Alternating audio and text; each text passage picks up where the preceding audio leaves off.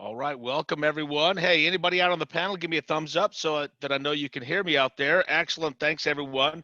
Hey everybody, thanks for joining. This is the second of three of what we call our New World IT Governance webinar series. So just a quick background. You were probably here last week, but if not, just wanted to tell you a real background on this. The experts that are on this panel, these are folks that get together at every conference. We talk at different training events and so on. And we get a chance to chat about some of our thoughts around current trends and those types of things. But since we don't get a chance to do that face-to-face at conferences, we thought we'd share some of our conversations with you live on a series of webinars. So we appreciate you guys joining. And the experts you'll hear from today, of course, we're colleagues. In the last several years, we've been doing these face-to-face, but we want to make sure that you get a chance to hear some thoughts from what I believe and what everybody here on this panel believes are some of the top influencers in our industry today. So we want to share this with you. And our topic today is there's no such thing as post-pandemic cybersecurity. So these top professionals are going to offer some practical tips and, of course, discussion on the post-pandemic cybersecurity environment. So this comes really, really nicely right after the privacy conversation that we had last Wednesday.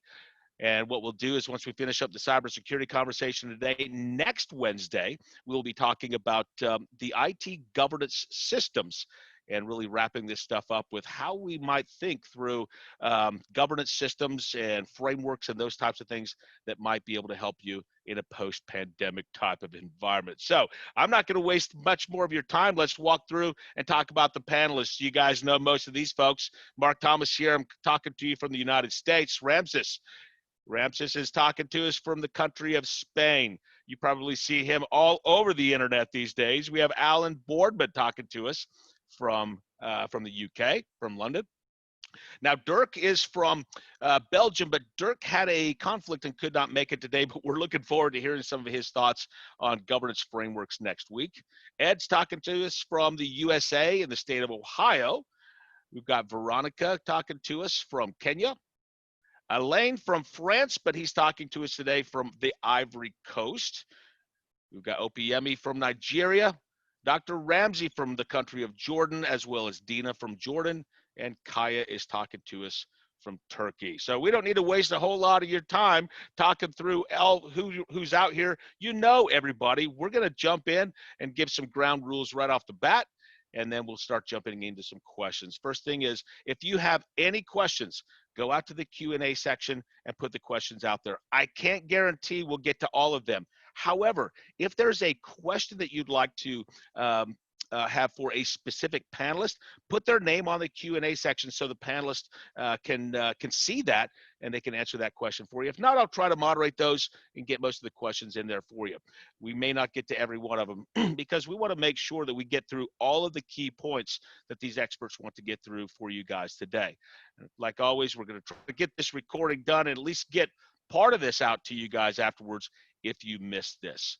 All right, guys, so I'm not going to waste much more time. Let's go right in to the first question. Now, here's what's interesting. You know, last week we talked about privacy, and we had some really, really good discussion and advice on privacy. Now, we really kind of said there's this balance between conformance and performance. But since we're talking about cybersecurity today, is there a point where security can go too far and compromise our privacy, or is it just the opposite? Is there a balance, or what do you guys think about this? So, hey, I'm going to jump off. This is a good starting point for Alan and Ed. You guys have a lot of opinions in this matter. Why don't you guys take it away? Alan, do you want to start? Because I know that I have my feelings on this one. Yeah, so I'm going to kick it off. Really great to be here. Thank you, Mark. So, I mean, I think if we think about, compliance, people tend to think about in terms of regulations, but it's not just regulations, it's internal processes as well. And, we kind of think that it's more of a kind of tick box exercise. You know, the rule says this or the policy says that, and you follow the policy. Maturity, we see much more of degrees of things, and it's got to be risk-based. So, we really have to move from a compliance-based approach much more to a maturity, a risk-based approach. So I'm going to stop there, but I'd like to come in again later on. But for me, we really need to shift the dial from being purely compliance-based through to be much more following a risk-based approach for our cybersecurity. And Alan, I'm going to follow up on that. And I absolutely agree. We definitely need a risk-based approach. We've got to get out of the sole focus on compliance. But to answer the question specifically, can security go too far? Absolutely. We see this quite often. You know, we can lock those systems down to the nth degree. We can make them the most secure systems. We can put them behind vaults. But the reality is at that point, you can't use them. At the same point, we do need to move away from that standard checkbox approach where, you know, we're only focused on what the auditors are telling us and saying, you know, we have to move away from that. I know when I was getting ready for another panel that I was a part of, one of the things that we did was take a look out and see what some of the threat actors were doing in cyberspace. And one of the things that we saw right as the pandemic was picking up steam was various threat actor groups were recycling their existing infrastructure, and they were registering COVID-19 and coronavirus related domains almost to the tune of 400 and some thousand, 300 and some thousand individual domains. And those, I can only guess, are not being used for good. So we do have to make sure we're thinking about security, but at the same time, not at the ability or at the expense of being able to do our normal jobs. Wow, and that happened pretty quickly too. They didn't waste any time registering those domains. Ed, you and I talked about this last week. Oh yes, they it was a matter of a few weeks that this went from a very few domains to blossoming to over 300. I was sitting back talking with a couple of colleagues of mine about this. It was like, why are these starting to take effect, and why are they becoming more prevalent? And our theory that we came up with was, well, even during a pandemic, a criminal's got a criminal. They've got to figure out a way to make money. They've got to figure out a way to generate revenue just the same way as everybody else. As it turns out, the cyber criminals are looking at exploiting our concerns, our fears when it comes to COVID, and they're going to make money off of that any way possible. You know, it's interesting kind of talking about the balance between performance and conformance. You know, I had a CEO that made the comment, this is pre-pandemic. We were having some very, very turbulent business things take place. And he slaps his hand on the table and he says, why are we losing business? We're the most secured company in the world. And I thought that was amazing because we were so overly secured, and I can say that now because I'm not there anymore, that we couldn't perform as an enterprise. And I think that's what kind of concerns me. And one of the reasons why we wanted to talk about this today is because, you know, with privacy in the balance now and post-pandemic, right? And I believe Ramsey said last time, or several of the panelists said last time, hey, this new normal, we have just made decisions on privacy, right, that are going to drive some of the security measures that we're going to have in place. And I think we want to go back. Alan, you might have had some follow-up on that too. Yeah, I mean, I guess, you know, we talk about the new normal, you know, things are going to change, things are changing. And, you know, we do need to make sure we take this opportunity to have another look at how we approach this. And it's really got to be based on doing, you know, risk assessments, understanding what our most critical assets are, but also understanding the threats, you know, the threat actors, the threat landscape, and being very clear on where we may be caught up in this. Sometimes we may be, you know, direct line of fire. Sometimes we may be collateral damage. So it really is an opportunity during this time to understand, you know, what's gone well, where we struggled, and make sure we're tightening those control areas where we've been lacking. No, I completely agree with you on that. And you know what's interesting on the cybersecurity, one of the things that I wanted to kind of push into as well is, you know, there is obviously a big effort towards being more secure, and we have to maintain privacy as well. But if I were a CISO, or if I were in the cybersecurity space right now, I'd be really trying to figure out, what is my focus right now? Is my focus more on compliance, or is my focus more on being a mature organization? Again, there's a balance there between being mature and being compliant. Any thoughts on that, you guys?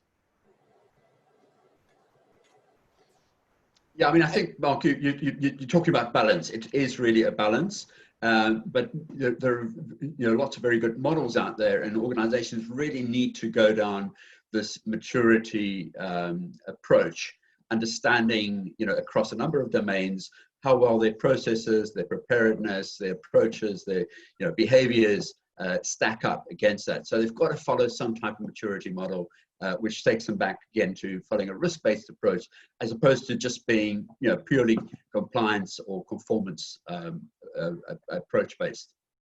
See, and I'm gonna jump on here real quick. So I totally agree. We should be more mature. However, in the middle of a crisis, is that really the time to be putting the tires on the car? I've got a number of folks that we're working with, and they just want to make sure the lights are on and doors open and they're still as secure as possible. So trying to implement new concepts and new ideas, I think we have to approach this a little bit more differently than we would have 3, 4, 5, 6 months ago. I think we have to maybe do a little subvertive or guerrilla information security and raise that awareness level, and maybe implement the processes and procedures with not so much the permission, but asking for forgiveness after the fact. I mean, it's one of those things. We've got to keep the lights on and doors open, yes, but not at the expense of our customer privacy, our organizations, and coming to them with some of these new radical ideas. And let's be honest, a lot of these organizations, when you start talking capability maturity and enhancing those, they're going to look at you like, I've got more pressing things in the middle of a global pandemic to worry about than if we have strong policies and procedures in place. I'll get off the soapbox now.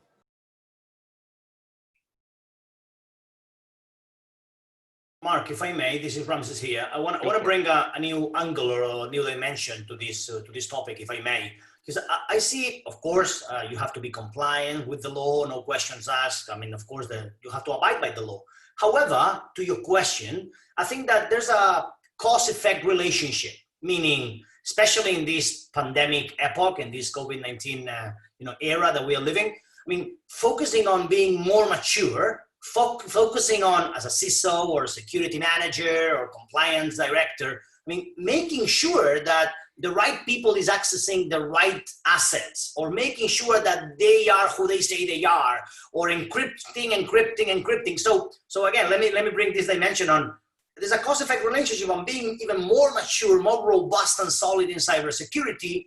I feel that it will make you more compliance with GDPR and the rest of the legislation, right? I understand that there's the balance that Alan was mentioning, and of course, absolutely agree. But I see that if I get, let me put it this way, positively obsessed. I mean, being obsessed is not okay, but if you are positively obsessed somehow, if you're obsessed with, okay, let's make it stronger, more robust, more solid.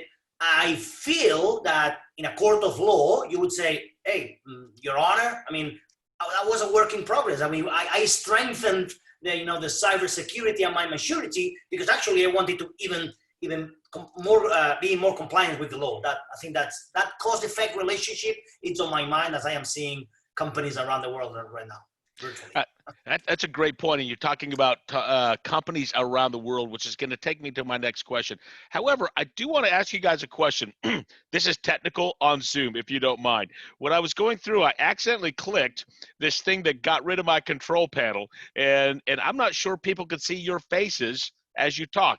Can people see faces as you talk out there on the screen? I'm not sure. Okay, so I just want to make sure, because on my screen, since I'm sharing my screen, I can't see it. Okay, got a question. I got an answer that said you can. Mark, they are seeing yes. Okay. Excellent. I just want to make sure people could see your smiling faces as you guys were giving answers. Now that takes me to this point. Thank you, everybody, for the positives on that. This is a global panel, right? And one of the things that we as professionals, all of us have shared at conferences and calls is what's taking place in our regions and some of our thoughts about that. What I'd like to do is, we have a lot of regions covered in this panel. What about any cybersecurity inhibitors right? Because we're talking about post-pandemic and even current pandemic in the regions that you guys are dealing with right now. So what I want to do is I want to start in the country of Jordan with Dr. Ramsey and Dina, if you don't mind. Yeah, thank you, Mark. Actually, before talking about inhibitors or challenges, I would like really to talk about the progress that has been done by many regulatory bodies and governments in the Middle East and GCC region. Eventually, we have right now back in the MENA and GCC region a cyber law, in addition to cyber requirements by central banks for financial institutions and as well for the banking industry. That mandates to have a cybersecurity program, incident response plan, a cybersecurity strategy as well. That mandates awareness, and in addition to a commitment from the top management and from the board, we have many committees that oversees this program, the cybersecurity program, resilience programs that we have in those regions, and eventually many as well executive management and C-level directors are engaged in this programs. The cybersecurity attacks is increasing rapidly, especially recently from our Cybersecurity Operations Center. The recent statistics demonstrate that attacks has been increased by 50% since March until the present day, due to coronavirus situation that we have globally, and mainly in the region. And most of those attacks are relevant to denial of service attacks, phishing attacks, and also malware infection under the name of coronavirus or COVID-19 as well. For inhibitors, I guess Tina can brief us more about this site. Okay, thank you, Dr. Ramsey. Actually, talking about cybersecurity inhibitors, first of all, I'd like to mention that cybersecurity in the region is still suffering from serious deficiency in terms of experienced people. Countries, including Jordan, are still working to develop new methods to attract, educate, and retain individuals and build the required skills for those individuals that will be able to carry their duties in this domain. Second, the awareness programs related to the cybersecurity threats. They have started, but still need to be enhanced because of the rapidly changing environment. In addition, the organizations are aware that security awareness trainings is not a one-shot approach. It must be repetitive, updated, and constantly tested. One more challenge is related to the funding of the cybersecurity programs in the organization. This is related to the high cost of acquiring and implementing security solutions. And we are all aware that currently, due to the cutting cost strategies in this pandemic environment, we have this big challenge in the region. In brief, although we have many constraints and challenges, but in general, the organizations are trying their best to comply with the regulations and ensure that their organizations are safe. Let's go to Turkey next. What are you guys seeing down there? Anything different? Well, I think you know, in terms of cybersecurity, first of all, there's a balance, and the balance is dynamic. It's changing. I read an article this week about a Washington Post reporter that published a lot of the stuff that Edward Snowden released and all the crazy things that happened to him. So, you know, on one hand, if somebody's doing something that causes them, a nation state, to be interested in them, there's really nothing they can do to protect themselves. I think the issue is that so many people see examples like that, how a nation state has targeted specific people with an advanced persistent threat, and there's really nothing that person can do to protect themselves against that kind of an attack. And they just say, well, if I can't protect myself, why should I even care? Why should I even do anything? And it isn't quite like that. It's like if I'm in a herd of cows running away from a wolf, I don't have to be the fastest cow in the herd. I just have to be the second slowest cow in the herd to get out. So, you know, it really comes down to, you know, what are we a target? What is the risk? As Alan mentioned in the beginning of this session, I mean, really knowing the level of risk that we're dealing with and taking precautions to deal with that, to address that risk is really important. Now, this Washington Post reporter, I mean, he got the Washington Post to you know, buy secure servers for him, to create a special room where he would work. He had to basically get rid of his phones. He was a single guy on a dating app that had all these beautiful women trying to hit on him out of the blue. Really kind of crazy stuff. So it's really, you know, we just have to look at our risk level and what we're dealing with and kind of, you know, set ourselves up accordingly. And there's no way one person can know it all. It's just impossible at this point. So it's important to have good colleagues, smart colleagues that we can consult with out there to address whatever's going on. I'm seeing, you know, that's the good news. The bad news is I live in a jurisdiction where, unfortunately, knowledge sharing can get people in jail. So it's a challenge. It's a challenge both ways, just to protect ourselves and not to be doing things that might have us run afoul of present regulations where we're living or where we're operating. Makes sense. Hey, let's go into Africa. Let's go down to Nigeria. What are you guys thinking? What's happening in Nigeria with this stuff right now? Yeah, so thank you, Mark and fellow panelists. I like to identify with what is going on in the Middle East, you know, talking about people's skills and competencies, especially because of attractiveness, you know, of our skills by nations like Canada, like UK, you know, high skills immigration programs going on. And so we see a lot of brain drain going on. And when I check my LinkedIn profile and I see my former colleagues who are no longer in the region. So I know that that is very bad for the continent. So that is one. And also the cost of the economic cost of services, infrastructure, and applications around cybersecurity is also there. You know, the implication of that is that we set our risk appetite too high, because look at the cost benefits, and you don't want to spend 1 billion naira or $1 billion protecting a 1 million assets. So you look at that, and you know, instead of buying a $10 lock to protect a $1 bicycle, you just leave the bicycle to exposure. So that is part of the problem that we have. And also the government, the lack of awareness among policymakers. You know, we don't really have agencies that are accountable for cybersecurity, you know, saying that who's actually answerable for cybersecurity within the region. So what you find is individual efforts, industry efforts, and institutional efforts. But I think that is changing gradually. Governments are beginning to set up some frameworks, some laws, some regulations, some bills, but they are still in their infancy. So I think that's a major challenge in terms of modifying behavior and driving maturity around cybersecurity in this region. Yeah, well, we've got Elaine just right down the road from you in Ivory Coast. Similar circumstances there, or something different? Oh, it's quite different. As I mentioned in the first webinar, we are a French-speaking country in Ivory Coast, and we have inherited a lot of the issues presented by French people, meaning we don't like to follow the rules. So we contest everything. So first of all, when you put in place, so it's really a matter of culture. When you put in place policies, nobody wants to follow the rule, and everybody tries to find a way to go aside the policy, to find a shortcut. So this is the first thing. And it's always about culture.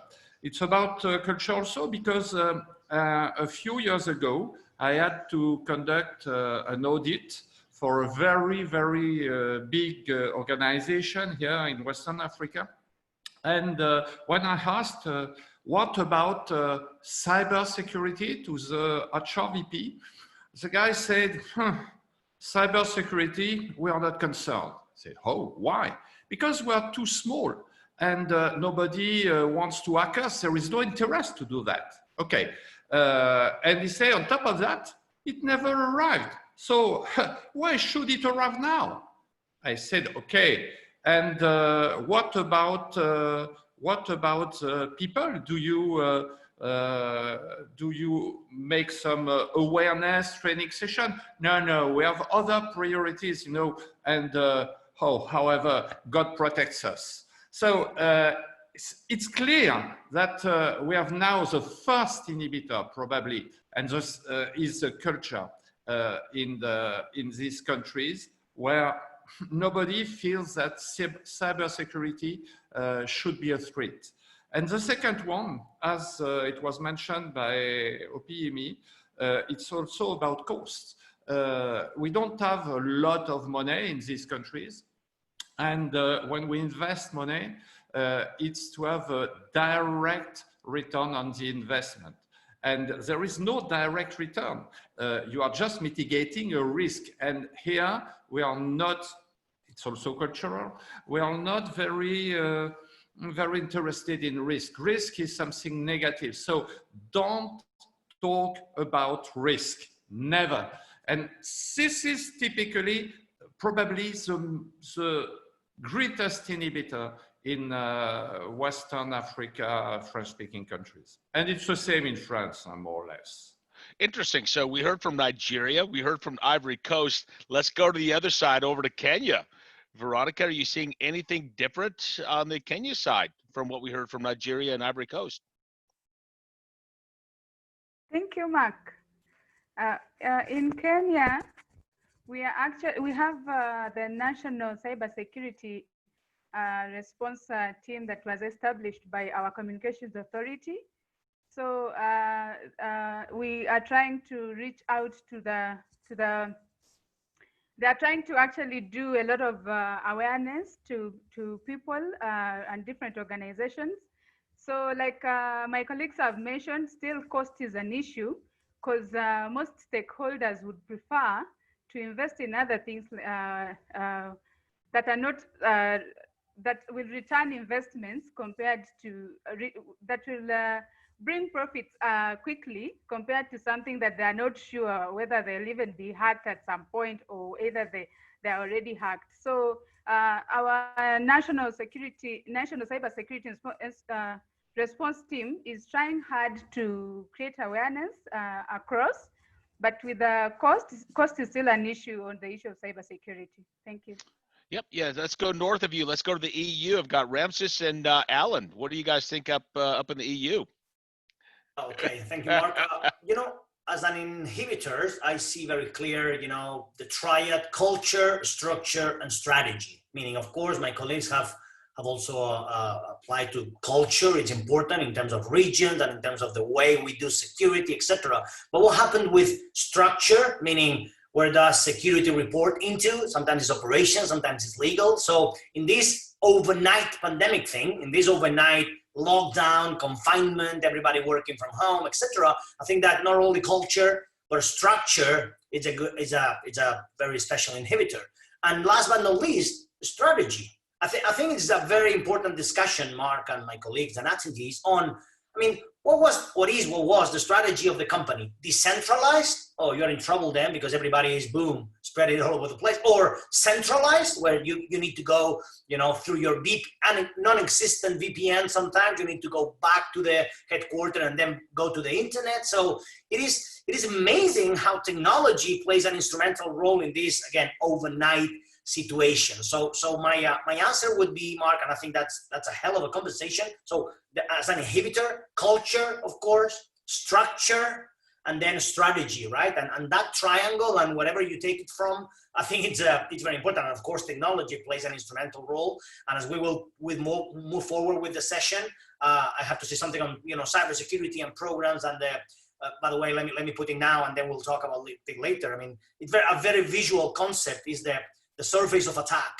Let me say now, and then we will cover it later. The surface of attack has expanded, has amplified.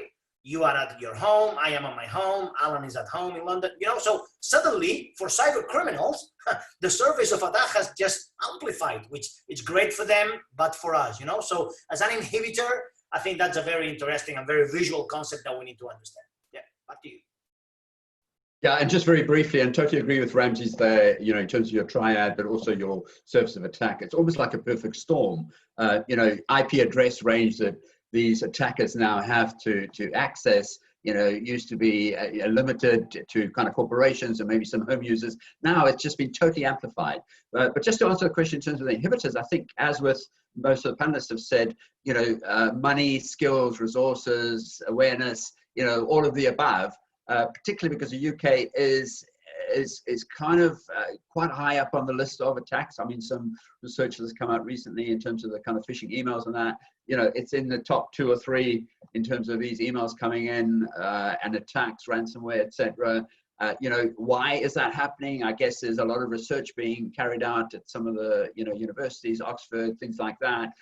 Some of these attackers probably are trying to get to, some of this sensitive information, some of this quite critical information. So, and a lot of other organizations and are getting caught up in the collateral damage. So, key inhibitor for me is, again, the skills piece. The UK government has just released a service for reporting suspicious emails. Great initiative, but I bet my bottom dollar they totally swamped because, I've personally submitted at least 10 in the last 2 weeks. And if everybody's doing that, I don't know how they're ever going to follow these things up. I mean, I guess they were using big data to analyze and look for patterns and things. But yeah, the resources at the moment are being squeezed all over. That makes a lot of sense. Hey guys, I'm going to go ahead and move on. I think that was excellent. Again, a great rundown of what's taking place across the globe. But let's jump operational here for a few minutes. And this next question is something that we're hearing a lot right now because, of course, we talked privacy. Now we're talking cybersecurity. If I'm a CISO, I may sometimes be at odds with privacy in many cases. So here's my next question to you guys. Is this current pandemic creating any friction between the privacy and the security chiefs in an organization? If so, is there anything we can do to make sure that this relationship between these two roles can be more efficient? I'm expecting this to last for 6 hours, but I have to cut you down to about 15 to 20 minutes. So I know I've got a couple people out there who are extremely concerned about this and have a lot of information on this. So let's jump out. Let's start with Ramses. Ramses, and then I want to go to Ed to do a follow-up on this, if you don't mind. All right, yeah, I will be brief because, as you say, we can talk, anyone here can talk for hours on this, but the answer is a big yes, period. I mean, yes. I mean, is there a friction? Oh, you bet.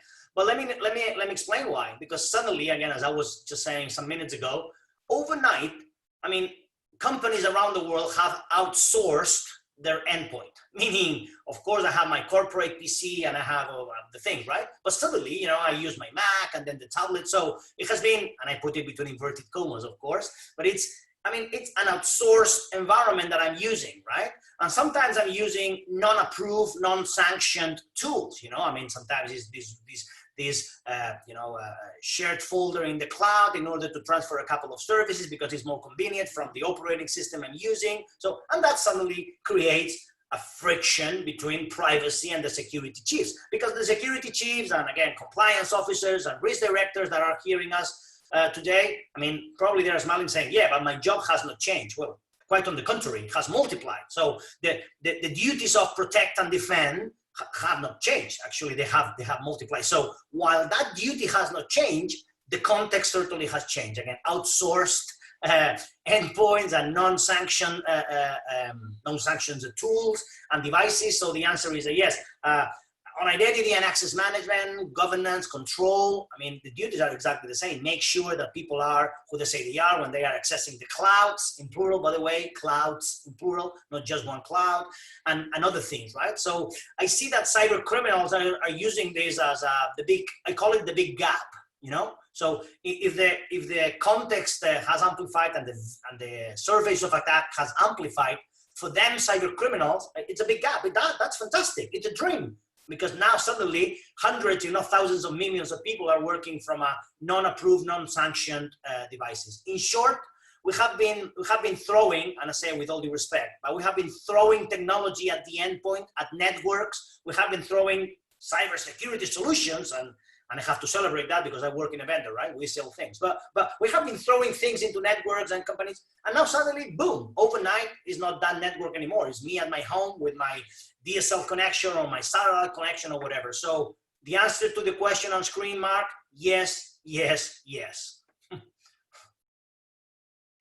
So I'm not gonna- only the question on screen, but I accidentally just popped up a meeting request, so everybody saw that. So my apologies for that. But I'm gonna jump to you, Ed. I think you have some similar or other comments that you might have on that one.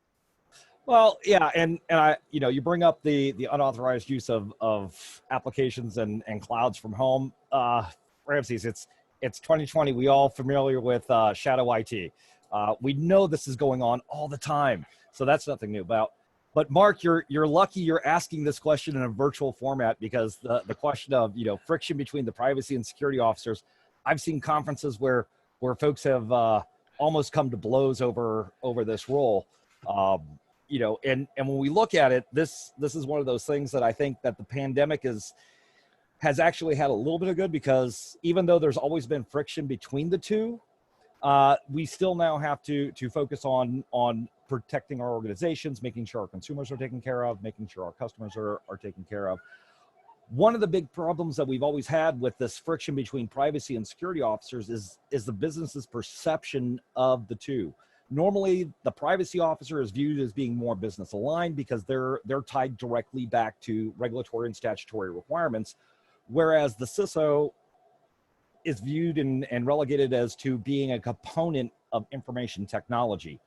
And that's one of those things that always gets me commercially is when I point out that the I in CISO is not for the I of Ed, but actually for information, and that information resides in digital form, hard copy, and gray matter.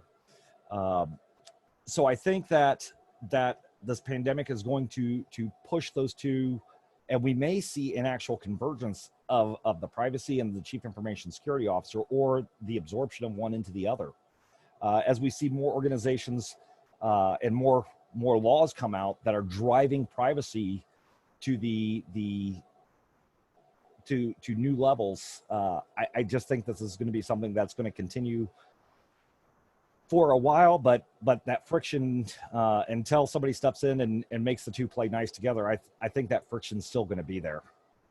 Yeah, that makes sense. What are we seeing in other regions?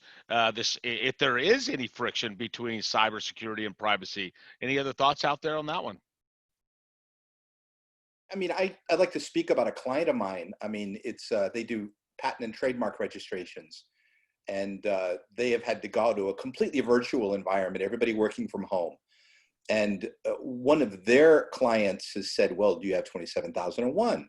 At which point they called me up and they said, hey, can you help us with this? Yeah, sure, I can help you.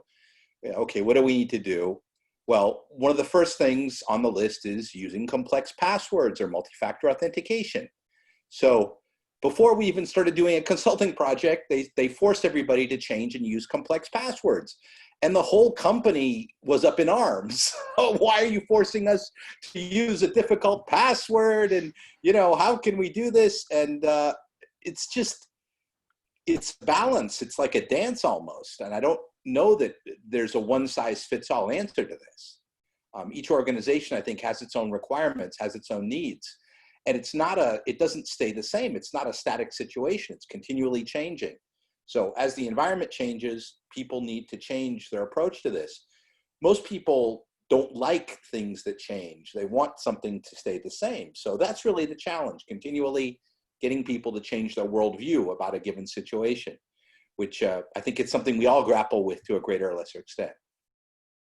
That makes sense. Hey, just real quick, I know we're talking the cybersecurity and privacy balance, but I did get an interesting question out there, and somebody clearly from the insurance area, and you guys might have seen one of these questions pop up that said, hey, when it comes to cybersecurity insurance, are we seeing anything different from an insurance perspective? Because risk has come up. One of the forms of risk is to transfer risk with cybersecurity insurance. Is there an effect on cybersecurity insurance right now with the pandemic? Are you guys seeing anything from that perspective? Mark, if I may, very quick, I was actually answering the question, but I can tell you for a fact, and I know, Mark, that insurance companies are rethinking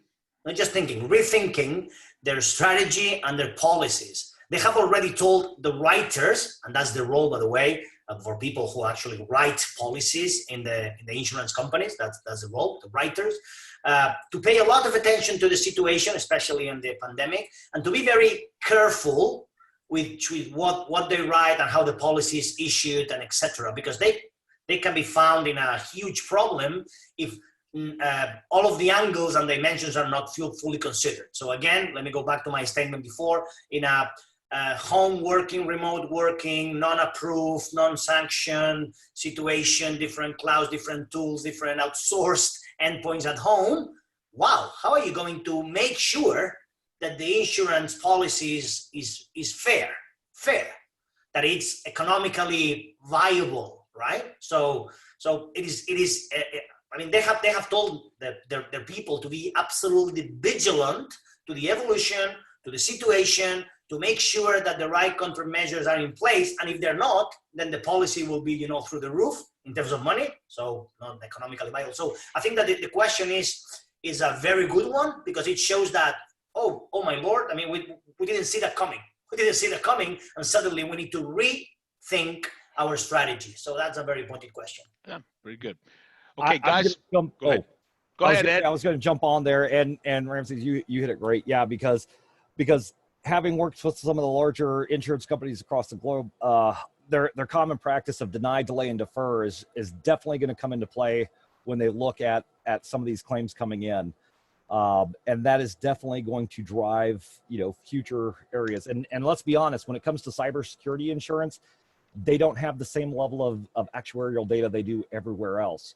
I've seen insurance carriers, and I'll keep them nameless, that have denied claims because when they've had to had a insured body that has submitted a claim, they've gone back to that initial scoping questionnaire that the client had to fill out and say, yes, we're doing all these things.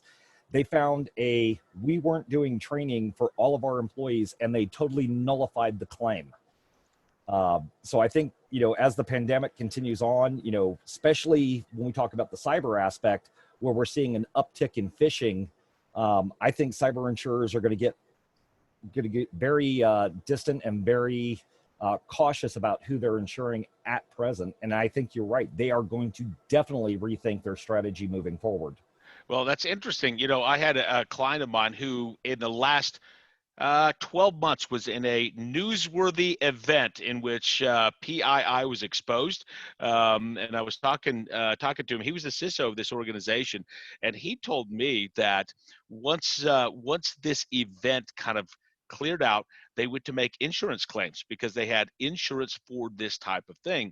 And he was told by his insurance organization that, hey, we learned about your exposure on the news. Now, contractually, you were supposed to have us involved in this process, and you were supposed to communicate with us, but we heard about it on the news. You just violated our contract. Sorry, we're not supporting you on this. So there's a lot of stuff taking place on that. Hey, guys, I know we could be on this one for a little bit, but I want to make sure that we hit that question out there for one of the listeners. Now, I'm going to move on to this next question because I want to jump in a few minutes for anybody out there who's an auditor. We're going to get to some auditing questions here in a couple of seconds, but first, let's hit this. What do you guys think? Let me move the question here for you. What do you guys think are some of the long-term effects of COVID-19 in relation to cybersecurity? What would you suggest that organizations start looking at or thinking about right now? I got a couple people in my mind. I have Kaya and Elaine that I'd like to jump to first on this. I mean, the biggest change is that people are working remotely, what I'm seeing. And organizations are seeing that they don't need to be spending a ton of money on paying office rent. People can work remotely and still do their jobs. So the way of working has changed, clearly.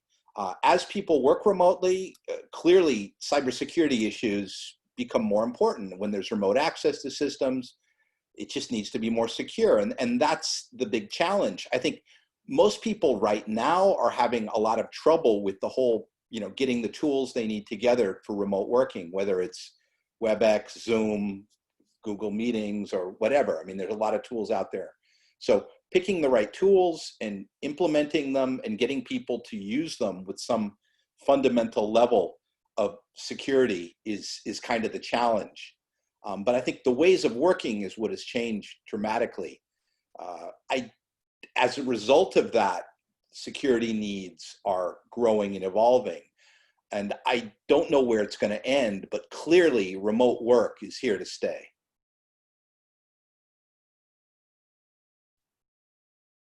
All right, can I jump in? Yep.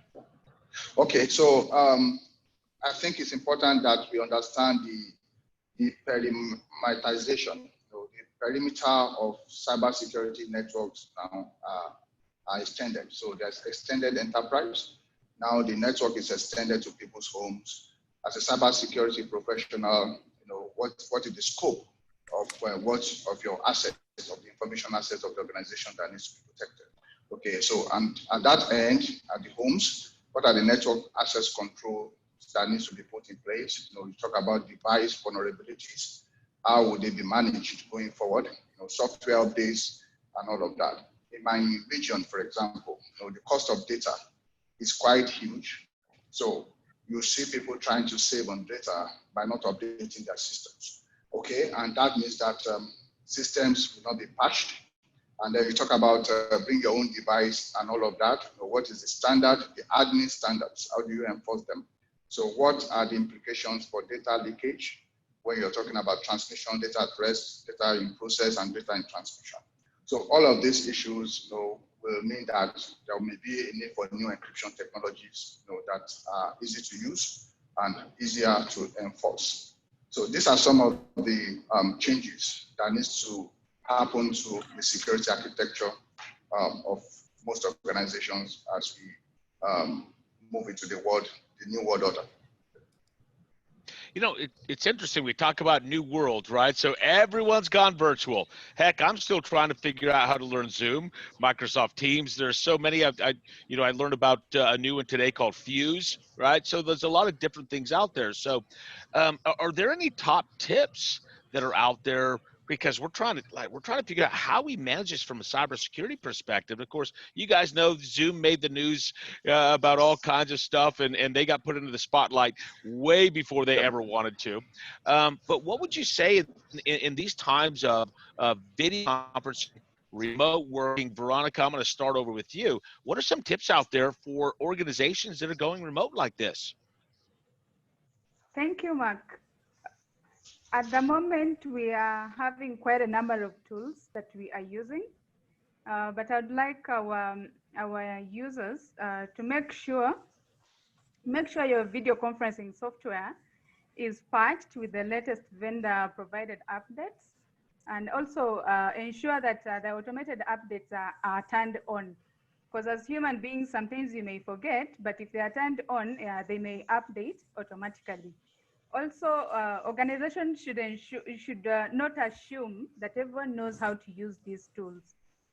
So on matters concerning security, ensure that users are trained on how to securely use the remote working tools, and to also be able to detect phishing attacks in case they see any links that are being shared during the video conferencing sessions, because everyone is not tech smart. And also, I would also advise organizations to review the non-disclosure agreements in regards to security controls with the vendors. Because at the end of the day, most meetings are recorded. But how confidential are these recordings? How are they shared? Some are shared on, saved on cloud, others are on your machine, but how secure are they? So if you review the non-disclosure agreement, maybe it will bring up some level of confidentiality with the kind of information that is shared while using those tools. Then also I'll advise to review your security settings on every application that you may have downloaded on your machine, or you're using, or your company has approved. Ensure that the security settings are well set according to your needs as a user. At least ensure that few vulnerabilities can be exploited by the threat actors. So if the application is encrypted end to end, yes, fine, but ensure you also review these settings as well. Back to you, Mark. Thanks. So I'm going to go to the country of Jordan next on this, because a personal experience of mine was I was supposed to be on my way to Jordan. And we found out very quickly all travel was basically off. Everything went virtual, and I did a lot of work with Jordan all online. So I'm going to go to Dina and Dr. Ramsey. What are you guys seeing? What would you say to anybody who has to go online and do a large amount of work, file transferring, right? Those kinds of things. What are you guys seeing with a lot of the work you are doing in Jordan right now? Yeah, actually, Mark, there is quite a good tips to follow here in this occasion, especially whenever we are connecting from wireless network from home. You have multiple devices within your house, smart TVs, many smart devices connected to internet, which, as Veronica just said, they are unpatched maybe. And it's good to have some sort of proper segmentation within your house. If you can have a dedicated VLAN, virtual LAN, where you can be segmented from all other devices. Also for enterprises to enforce their group policy, so that the end user cannot disable their antivirus software, especially that the virus can jump out from one machine to another machine as a worm or malware infection. To steal your critical personal or banking or personal data from those machines. Applying for companies nowadays, as all the admins as well is connected to those organizations remotely, to make sure that they are using the latest security protocols and techniques with two-factor authentication to access their critical systems, such as cardholder data environment or banking administrative channels, through latest protocols such as TLS 1.2 with strong ciphers, in addition to disable all unnecessary services, installing their patches, critical patches, applicable security patches with 30 days, least applicable security patches within at least a time frame of 40 or 60 days will be a good advice as well. Make sure to implement an EDR technology or host-based IDS to detect any attacks on the endpoint level. And there is a challenge currently to update all this, not only for security patches, but to update the endpoint machines from antivirus perspective. Those machines will not be updated until they come inside the organization, until you will go physically to the LAN over VPN. I don't think many organizations are putting proper security patching for the antivirus. So as far as the antivirus is outside the network, those machines are vulnerable to cyber attacks and malware infection attacks as well. What do you think, Dina?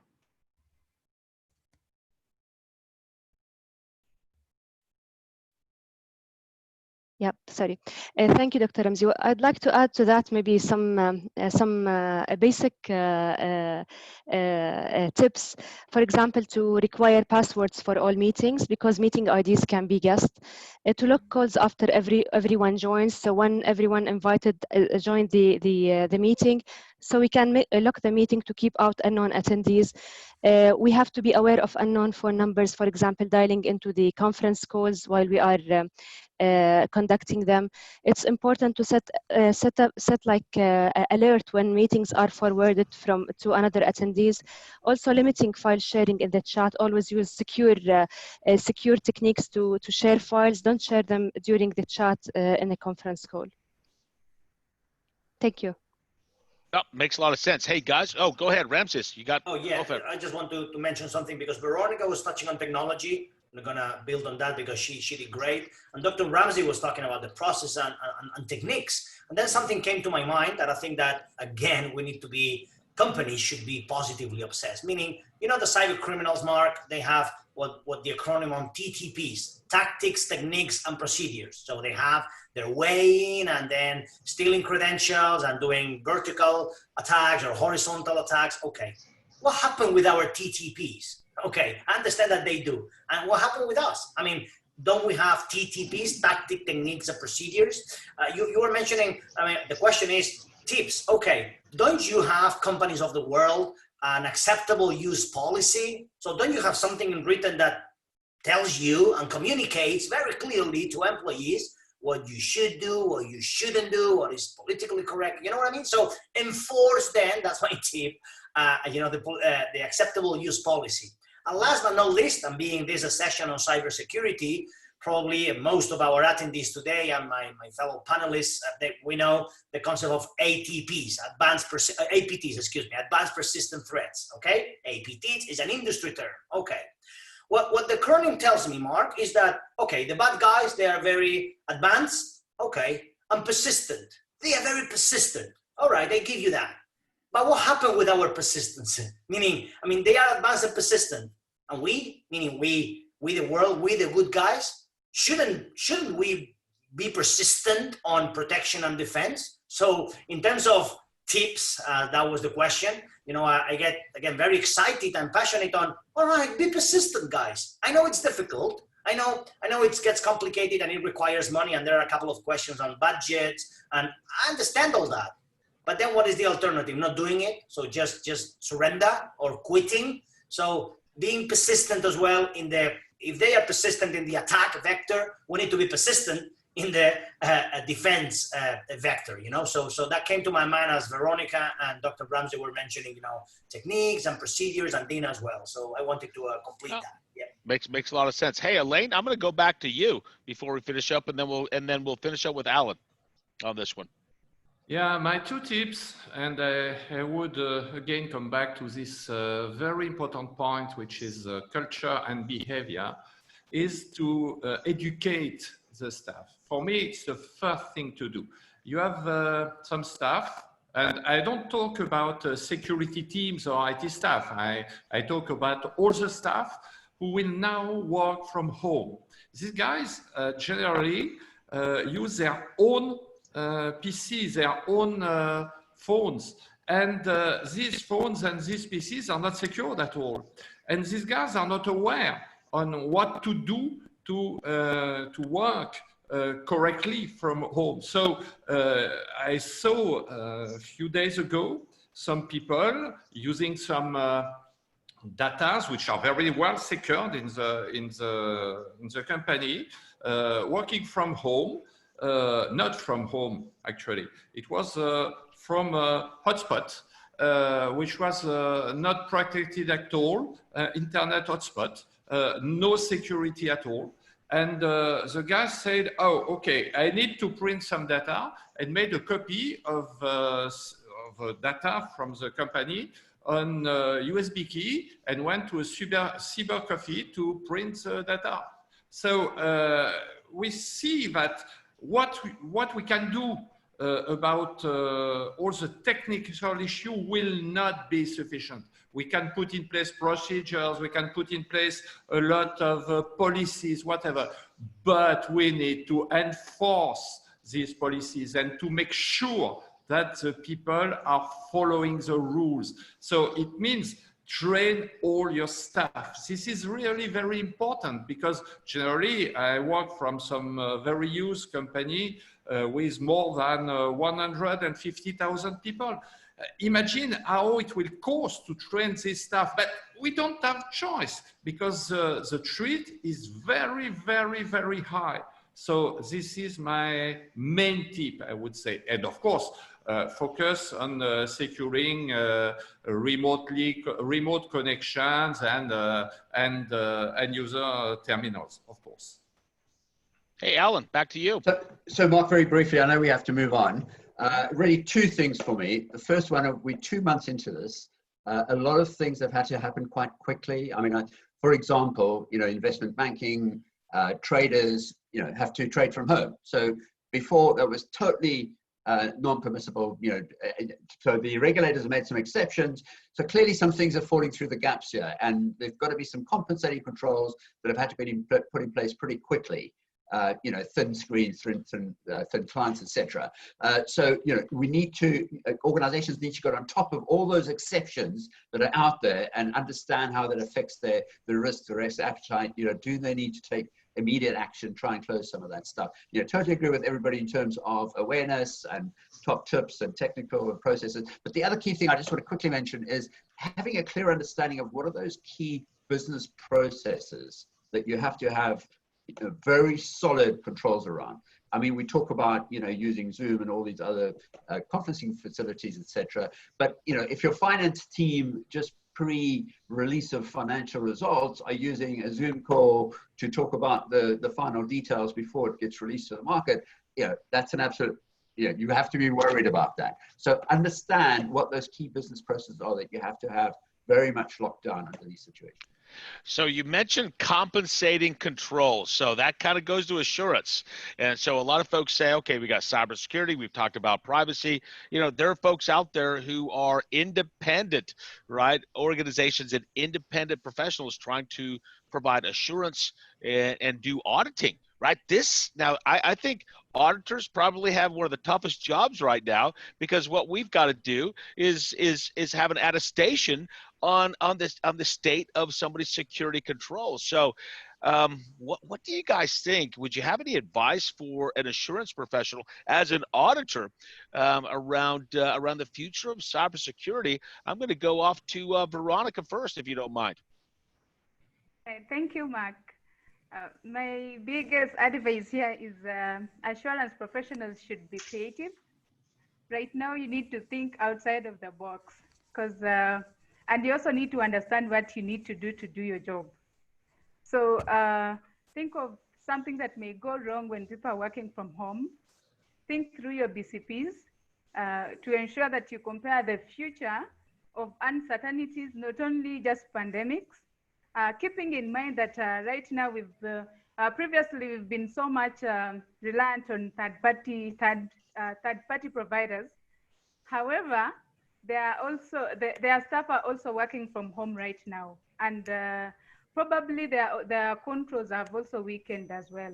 So you need to be creative, and also have living policies. The policies we used to have before, they are not the same policies that we should use now. Because right now, if you're talking about bring your own device, yes, but now there is another challenge of take our device home. Which policies are working in that area? So we need to consider cybersecurity as part of risk assessment if we are to really conduct a very good audit, and also lock down unmanaged endpoints, because right now, if you try not to look for the bad guys or the vulnerabilities in your network, the bad guys will. So it's up to assurance professionals to ensure that they are vigilant, like Ramsey said earlier, to stay persistent. I'd also like to mention that we need to adopt the attributes of a trusted auditor. These may include ethical resilience. They may include results focus. It does not matter now how big the report you're going to issue is. What matters is the impact that report is going to do to the organization. So consider the aspect of intellectual curiosity when you're carrying out your audits, not just having the ability of just reporting on what happened, but also having the ability to report on why what happened. So assurance professionals right now really have a task to carry out. And I'll also recommend them to broaden their skills. I can confidently recommend the ANISACA certification. It's called a cybersecurity audit. If you can take up that to broaden your skills, it will be awesome. Back to you, Mark. Great, thank you. Hey, anybody else from the auditing side? Ed, I'm going to close this up with you as a cybersecurity guy specifically, but I want to talk to some of the other assurance professionals out there. What are some challenges? If I'm an auditor, right? Go for it, OPME. Okay. All right. So I would just like to advise auditors to be more holistic in their approach. You can borrow from the COVID governance system components. So you're not just focusing on practices, you're also focusing on people, you're focusing on culture, ethics, behavior. You are looking at work products and their effectiveness. You are not just looking at controls in terms of their existence, but in terms of their effectiveness. And that is one. Two, you need to be conversant with tools, file integrity monitoring tools, security event and incident management tools, ensuring that they are actually used correctly. Because like the popular saying, a tool in the hands of a fool doesn't change the fool. a fool with a tool is still a fool. So it's not about the tool, it's about how it is used. It's not about the good practices. Good practices are as good as those who practice them. So that is very important to look at the people side of things. Also, understand the improvements in standards. Some standards are dated. And it's very important for you to understand, okay, what are the new changes to ISO 27001, what are the supporting standards around that, and so on and so forth. And also, I believe that auditors need to be conscious of the extended enterprise, not just about the organization that you're auditing, but every other interface to it, the suppliers, the vendors, even the homes of the staff. You need to be able to understand and connect all the dots, to be effective, in these times. All right, good. Hey, Ed, I'm jumping to you as a cybersecurity expert. What would you suggest to an auditor? Any suggestions there? And we're going to move on to the next question. Biohazard suits, especially for the on-site portion of our observations. No,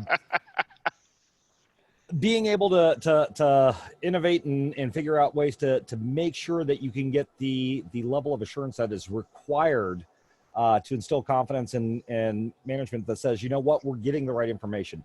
Not to say that anybody in IT would ever misrepresent data or exclude systems, but we have to be aware of that and not be afraid to push it and say, okay, this data set that you gave me looks a lot like the one from 6 months ago when we were looking at this. So let's dig into a little bit more.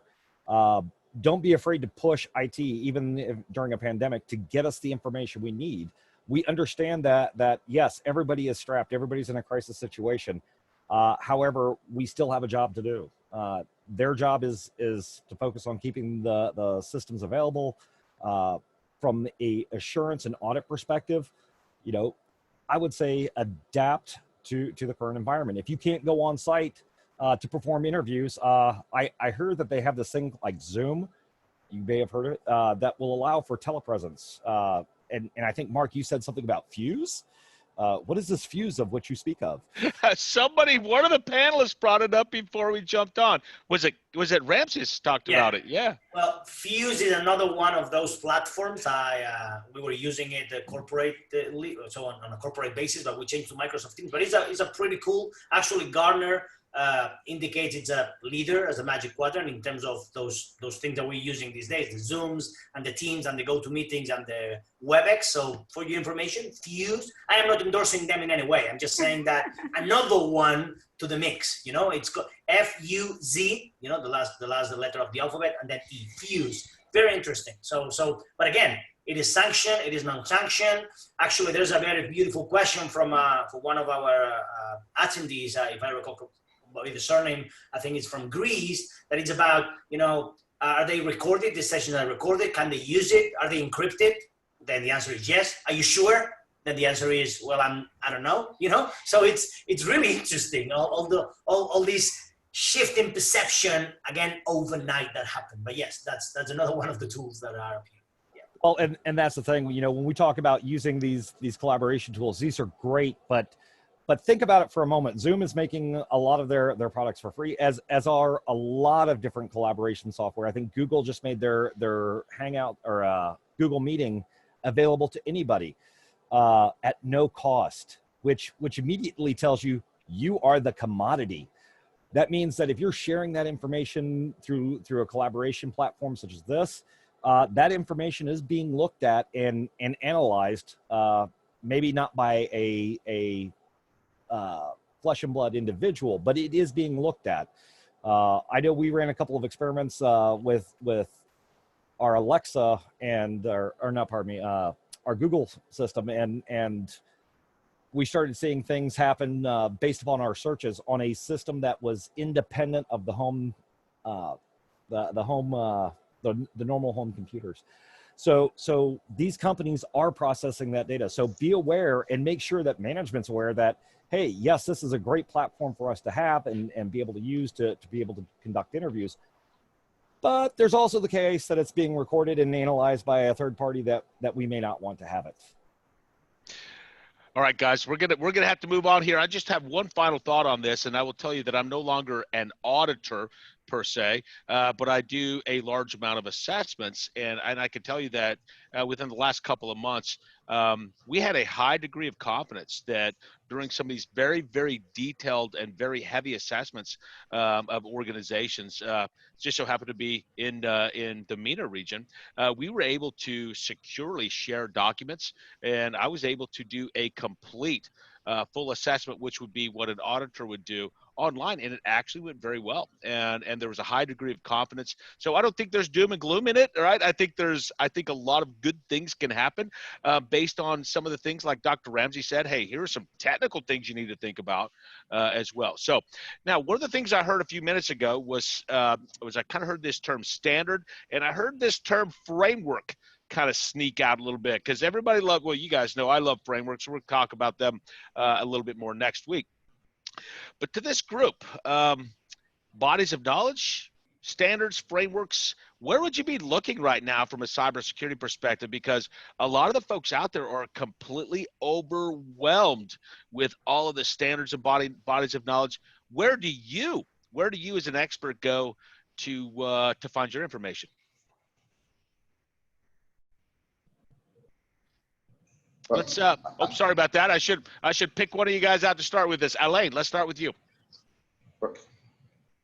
Okay, so from my point of view, the best one to start with is COVID 2019, because COVID is completely transversal, and cybersecurity, it's not a technological issue, so it cannot be limited to IT. So it's definitely not with bodies of knowledge regarding IT that I would go.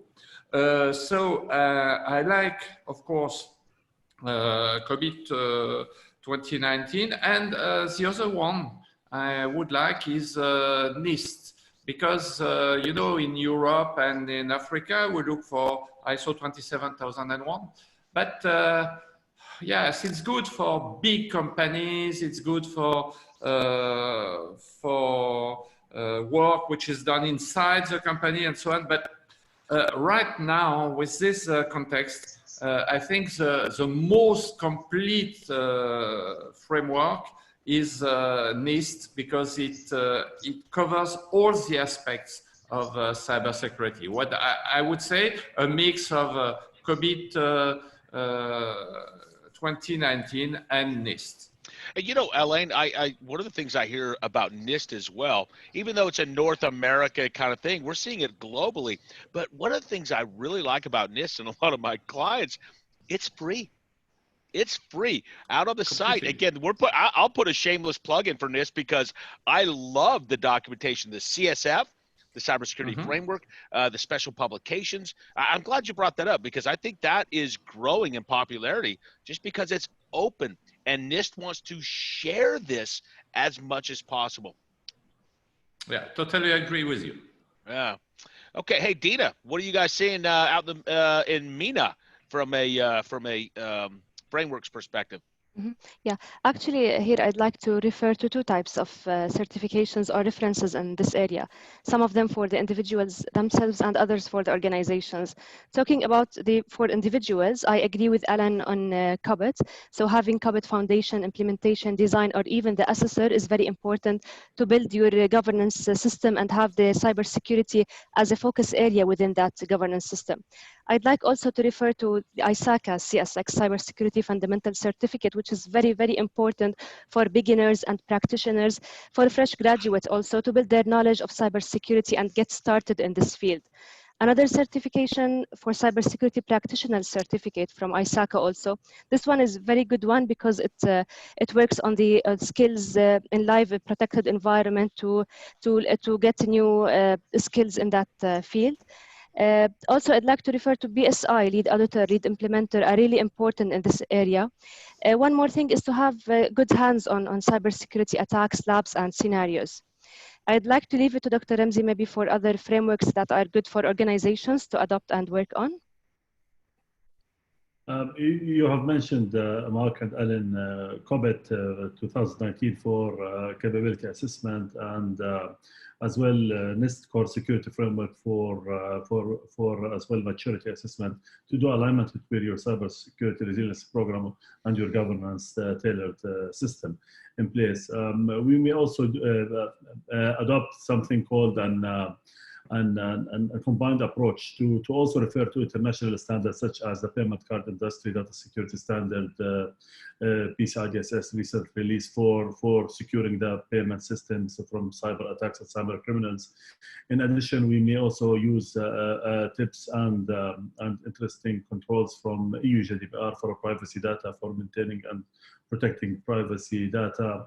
For banking data, especially for transactional data, we may also refer to SWIFT customer security program, which is a very good reference that also are linked to ISO 27001 and to 27017 for cloud assets as well. So a combined approach among all those standards and frameworks will be an added value for the organizations to rebuff all cyber criminals attacks against their organizations. Good to know. Alan, off to you. Yeah, so I totally agree with my colleagues there in terms of your certifications and tools, etc. But I want to just briefly mention three that I find very useful. And again, it's free, it's open source out there. So the OWASP, top 10 application security risks, that is updated on a regular basis. That's a really good source to turn to. It's all about find those broken windows and fix those broken windows. So get the basics right.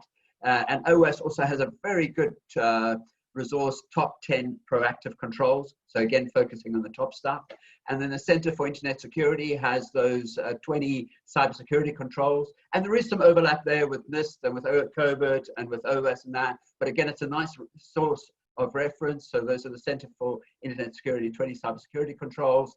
And it also has actually a very good resource I found is the CIS configuration benchmarks. So you can go for infrastructure, whether it's mobiles or Unix servers or Linux, etc. It gives you some of those things that you need to absolutely have right as fundamentals in terms of configuration. Often you hear small organizations ask, how do I configure a mobile phone, or what's the best security configuration for a particular endpoint, etc. Have a look at those CSS configuration benchmarks. And then finally, the Security Engineering Institute also has a baseline of 11 cyber hygiene practices. Those are all tools that I find very useful, and I would kind of call them out. That's great. So one of the things that when you start talking frameworks, Dina had mentioned a little bit about certifications and those kinds of things. The top certs out there right now, right? You got CISSP, right? I'm just bringing these up. You've got ISACA has some certifications. We heard Dina mention CSX. From a cybersecurity perspective, if I were listening to global experts say, hey, if I were you, right, here's the cert I'd be running after right now from either a knowledge perspective or a career perspective. What are the top certs? You guys go for it. I think the thing I'm seeing in terms of certifications, at least where I live, most of the certifications are only available in English. So having them available in local languages is a huge advantage, and especially when working with the government. And CISA is available in many local languages as a result. And COBIT is also in your native language. And you probably had the team that translated it. So yeah, thank you. Thanks for the plug, Mark. I appreciate that. So yeah, you can have a lot of great certifications, but if they're not available in the local language, they don't do anybody any good in my mind. And COBIT and CISA are, I think, 27001 as well as available in the local language. The Germans have something called Grundschutz, which is great, but it's only available in German and English, unfortunately. It's like more than 2,000 pages of densely written, hardening scripts for various kinds of infrastructure. It's very powerful, but it's not available in my local language. Veronica, to you. Yes, I would. Thank you, Mark. Right now, my favorite is CISA, of course. And I would recommend COBIT 2019. And lastly, I would still recommend the cybersecurity audit. Yes, back to you, Mark. I would say from my perspective, of course, I'm not as deep in cybersecurity as many of you folks are, but my feeling has always been is risk is an underlying factor to anything. And one of my favorite certifications that I hold is C-Risk, personally, C-Risk and C-Guide. Of course, this is not just pushing ISACA certifications, but those are two that personally I feel have helped me a lot on the cybersecurity side. COVID as well. Look, we're going to move on here in a few minutes. Anybody else out there? Any other good suggestions on top frameworks or top certifications that you would be looking at? Mark, I would like to have 1 minute to say, I mean, all of the things that my colleagues have just said are absolutely clear. You know, CSX from ISACA and some of the ones you mentioned, they have an angle on security, cybersecurity, C-Risk or C-Guide in order to operational levels, agreements, etc. However, I'm going to get a step back forward, meaning choose the one. I mean, the market is huge, but choose the one that fits your career path. Not just your actual job, which is great, fantastic, but not just the one that suits your willingness of learning today. Great, fantastic. But you mentioned, actually, you mentioned it yourself, your career path, your actual or your next move.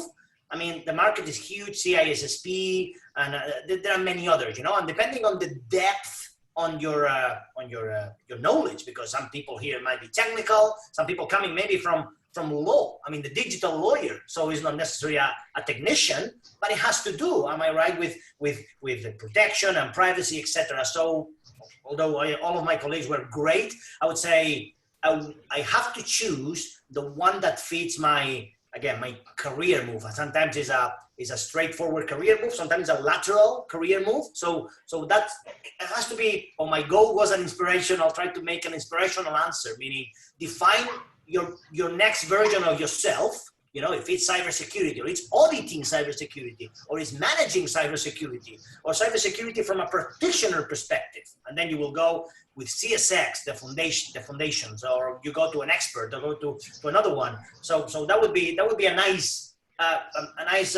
approach. You know, food for thought. Define your next version of yourself, and then boom, then move. So that would be great. Yeah. Awesome advice. And on that positive note, you guys know an hour and a half goes by pretty quick. I'm going to go around the table.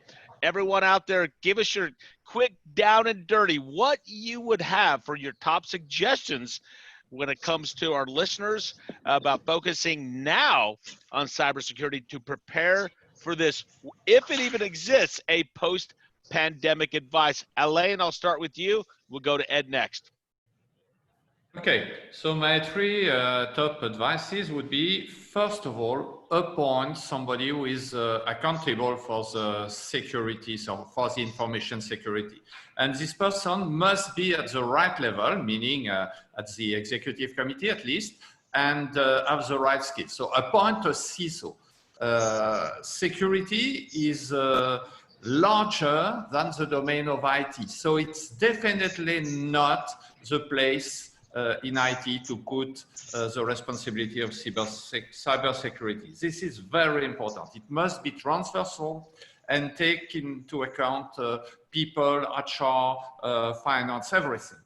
Second advice, focus on awareness, cybersecurity awareness training for your people, all your staff, because the threat is everywhere and everybody in the company is responsible for the security of the company. And third one, focus on remote working. Things have changed, and now you must, if you didn't have this already in place, put the efforts on policies, procedures, tools, everything to ensure that the end users' terminals, PCs are secure. Very good. Thank you. Excellent stuff there. Hey, Ed, to you next. Kaya, you're on deck. Thank you. Yeah, to follow up with Elaine, yeah, the workforce aspect is going to be what I'm going to be most looking at, specifically that data that was created while the folks were working at home and they were off network. To go with Kipling's serving seven honest men, I want to know the who, where, why, what, why, when, how that data was created, why it was created, how it's going to play in. I think that's going to be one of the big things that I'm going to be concerned about. The other aspect is looking at those potential incidents that may have occurred during the pandemic that we have to respond to. The loss of a device, whether that's through somebody spilling their drink on your laptop, and I'm looking at my son Spencer because we just had that discussion not too long ago, or somebody losing a thumb drive that had that company data on it when they were gone. Getting control back around that data, and I know I'm probably going to not make any friends when I say the importance cannot be stressed enough about having a current, accurate data inventory and knowing what's in your environment. And right now, it used to be our environment was inside four walls on our corporate networks.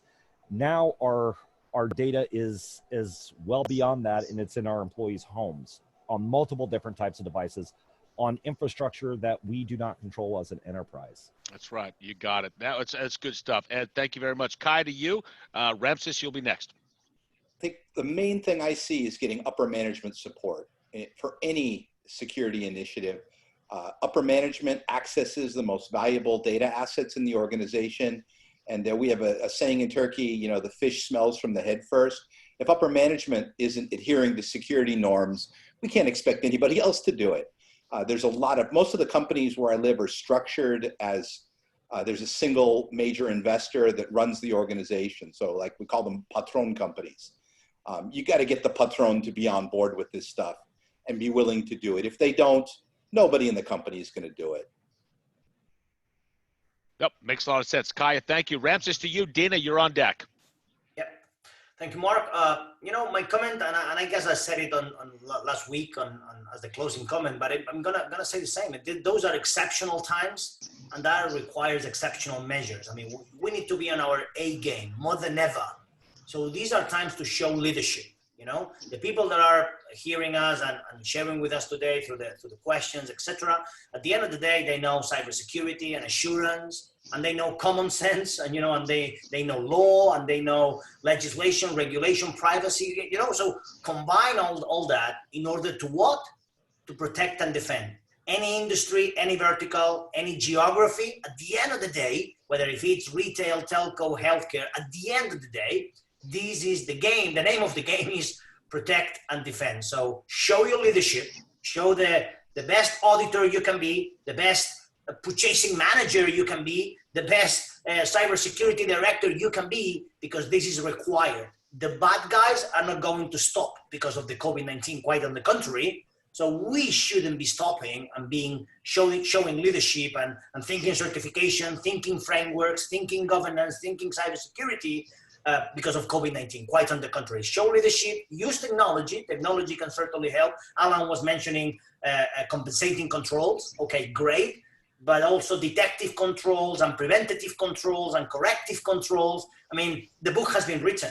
The book has been written. So use it to the best of your authority and ability. That's got it. I love the book has been written. Actually, I think we start with that quote next Wednesday, because we're going to be talking about these on frameworks. Man, that's a quotable quote. The book has been written, right? I totally agree. Hey, absolutely. Dina, thank you, Ramses. Dina, we'll go to you. Dr. Ramsey, you'll be up next after Dina. Mm-hmm. Thank you, Mark. 3 tips. Continue to assess the risks. In post-pandemic environment, we have to focus on the more risky activities, especially the ones that are related to working from home. The next tip is to be ready to respond. We have to make sure that all the users report immediately any incidents, even if they are working from home. Ensure they are aware of the organization incident response plan and how to report incidents, even if they are working remotely. The third tip is to adjust our cybersecurity strategies directly after the pandemic period to ensure that they are ready to respond to any challenges, just like the ones that we already faced during the pandemic period. Thank you.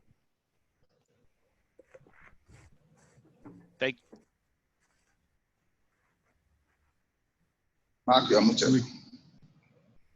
You're on mute, Mark. Mark, you're on mute. I'm brand new at Zoom. Dr. Ramsey, you're next, followed by Alan. All right, Mark. Actually, the world is changing after COVID-19. Now, the majority of enterprises and banks, especially in the Middle East, are moving to digital transformation programs, digital channels, self-deployed systems, online boarding systems as well, which will open a new, I think, possibility for potential attackers to launch some sophisticated attacks against them. And eventually, the recommendation will be for those organizations is to adopt threat intelligence and malware hunting technologies, in addition to go for security operations center orchestration techniques, which will help to identify, detect, protect, and respond to cyber incident without manual or human intervention, to detect any malicious patterns and to be one step ahead hackers and potential intruders. Awesome. No, that's very, very awesome. Great stuff. Alan, to you. OPM, you're next. Yeah, so great opportunity for ensuring that cybersecurity is really integrated into the enterprise. So where those key business decisions are being made, make sure cyber has a seat at that table. And following on from that, we've been through business resilience. Really important that we understand those key business processes, those critical business processes, and align to that those critical business assets as well. And then finally, great opportunity improving our cyber posture by investing in skills. Invest in our people, our existing people, skills development, those competencies. Ensure that we're spending this time to invest in our people. And then finally, just be nice to ourselves and to others. That last one is probably the best advice, but I think the investing in skills, what's interesting is there's an explosion in online asynchronous training right now. So that's a really good market. But be nice to each other. That's probably one of the best pieces of advice I've ever heard, honestly. Thank you, Alan. OPM to you. We'll close up with Veronica. All right, thank you. A quote comes to mind that says that culture eats strategy for lunch. We can focus on cybersecurity strategy and all of that, but I think culture is very important, and it's very important that we adopt a culture of continual improvement, and that's why I like ISO standards, because that's the emphasis. Like 27001 talks about 114 controls that you need to put in place for your organization, and then continually improving around that. This is important because if you are not intentionally improving, you are unintentionally declining. So you can't just stay on one spot. So that culture is very important. So improve everything, subject everything to improvement, your people, your practices, your tools, subject everything to improvement. And I think that you get there. Thank you. You got it. That's perfect. All right, Veronica, let's finish up with you. We'll close this out. Thank you, Mark. What I would like us to watch out for is the cybersecurity, the cyber fatigue risk. As much as we are preaching, creating awareness, educating our users, let us not forget that systems are stressed, networks are stressed, and so are the users. So with this in mind, I would like to say something on a psychological aspect and welfare, that right now people are worried of where the next paycheck is coming from. So the desperation surrounding this lockdown, the pay cut, the layoffs, is creating opportunities for hackers to manipulate employers to even lose their integrity. I'm not advocating for the bad guys, but remember, any information that is leaked right now, it can potentially translate into money. And this doesn't sound like a breakfast for the business. So assessors should ensure that we have the ability to monitor insider threats, the trends of insider threats, and be able to detect anomalies in real time before they happen. My colleagues have already mentioned about the refreshing the cybersecurity strategy. It is key, because security right now is not about protecting people in the streets. It's about protecting people who have been forced to go digital, and the bad guys have also gone digital. So what does that mean to businesses? We need to reconsider. We need to refresh our plans, and we can do better. Let us be persistent. with achieving this. Thank you, Mark. Thank you very much. And I think, a common theme here, and I think back to something that a good colleague of ours, Ed McCabe, said in our first webinar. He said, be prepared to defend your decisions that you're making during this pandemic. And so that means you need to make the right decisions. Don't knee-jerk reaction. And Ed, I've actually quoted you for the last week on that. Be prepared to defend yourself, because so you don't want to go too far, you don't want to go too less, but you want to keep privacy in mind, cybersecurity, protection of critical information of the enterprise. So guys, that went very, very fast. Thank you so much for that. I do need to let everybody know the panelists have been very patient with me. I lost my communication mechanism on the back end. I have not had chat capability, so these guys ran with this thing and I couldn't see. They're probably saying bad things about me on chat right now. However, I will have this fixed next week. And next week, this is one of my favorite topics. Join us next week. We're talking about IT governance systems. This is a great way for us to wrap up all the things we've talked about between privacy and cybersecurity. We're going to talk about your governance system. Governance, risk, compliance, cybersecurity, right? How, as a professional, how do you put these things into a single page? And that's almost impossible to do, but I'm going to ask the folks on this panel to put an IT governance system somehow in an hour and a half on a single page for us, so you guys can get some value out of that. Wednesday, 27th of May, most of you guys are probably already signed up for that. If not, keep an eye on your social media, because I can guarantee you everybody out here on this panel is going to be posting their information out on their social media, Twitter, as well as LinkedIn. You can find their information out on the cover page that has everybody's their face shots and all the information about that. Hey, feel free to follow each one of these folks. Ladies and gentlemen, thank you for your kind attention as we went 6 minutes too late. We'll try to do better next time, and have a great week, everyone. Be safe, and in the words of Alan Boardman, be kind to each other. Have a great week, everyone. See ya.